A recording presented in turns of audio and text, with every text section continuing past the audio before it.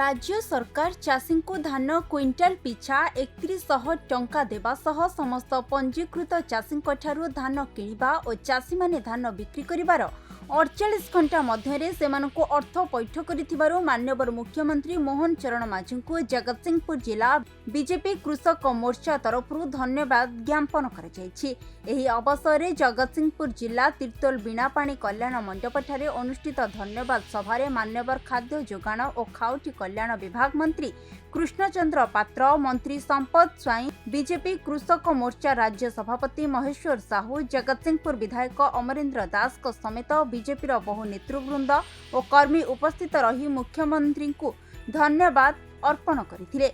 पूर्व सरकार धानर एमएसपी रे मात्र 100 टंका बोनस देवाकू दुई थर घोषणा करथिले मध्य ताहा केवल घोषणा ही रही जाइथिला। मात्र राज्य रे बीजेपी सरकार गठन हेबा परे एबे चाषी भाई और भौणी को बोनस बाबद रे क्विंटाल पिछा 800 टंकार इनपुट सहायता राशि सह धानर एमएसपी क्विंटाल पिछा 31 टंका मिलुथिबारु मंत्री कृष्णचंद्र पात्र कहिसंती।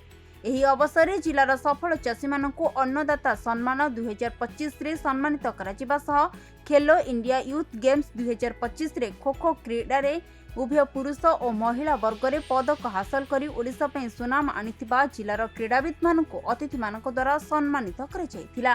जगतसिंहपुर जिला तरफरु राज्य सरकार एवं माननीय मुख्यमंत्री को धन्यवाद दबा पई एक धन्यवाद सभा आयोजित हेतिला।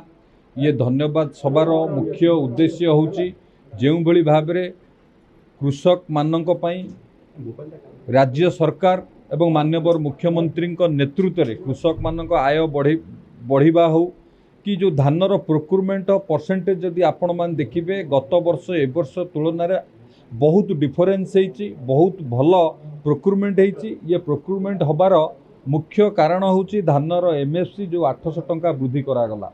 आम सरकार जहाँ जहाँ प्रतिश्रुति देइथिला निर्वाचन बेले जो 21टी प्रतिश्रुति आमे संकल्प पत्र देइथिलु सेथि मध्यरु 11टी प्रतिश्रुति आमे पूरा करिवारे सफल हिचु गोटे वर्ष मध्यरे। एवं से 11टी भितरु मुख्य प्रसंग होची धानर एमएसपी वृद्धि करिवा। पूर्व सरकार 100 टंका कहिकी मध्य चाषी मानक सहित कृषक मानक सहित प्रतारित करिथिला, वृद्धि करि नथिला, किंतु आम सरकार आसीबा मात्रे 800 टंका बढ़ाइला जोथि पई आज धानर प्रोक्यूरमेंट परसेंटेज ऑफ रेट बहुत वृद्धि होती। से जगतसिंहपुर जिला कृषक मोर्चा तरफरु विभिन्न पंचायत रु कृषक भाई माने आसी आज एक धन्यवाद सभा आयोजन करथिले। माननीय मुख्यमंत्री को धन्यवाद ज्ञापन करिसेंती।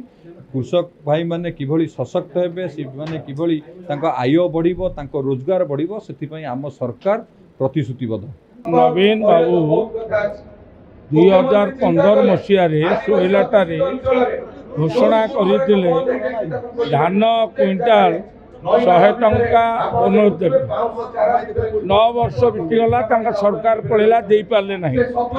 आमे निर्वाचन समय कहितिलु 2024 आमे सरकार को आसिले धान क्विंटाल 3100 टंका चाषी मान को दबु। आमे सरकार को आसिलु एवं जून 12 तारीख दिन आम मुख्यमंत्री शपथ पाठ नेले।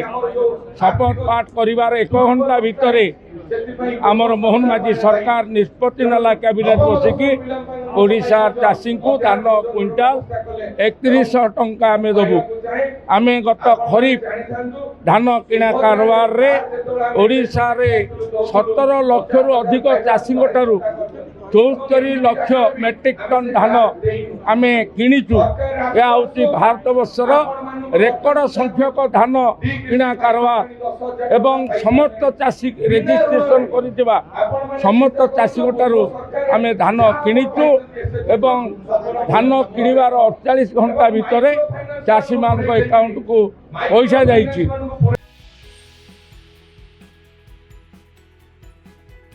जगतसिंहपुर उमाकांत पात्रଙ୍କ रिपोर्ट खबर ओडिशा।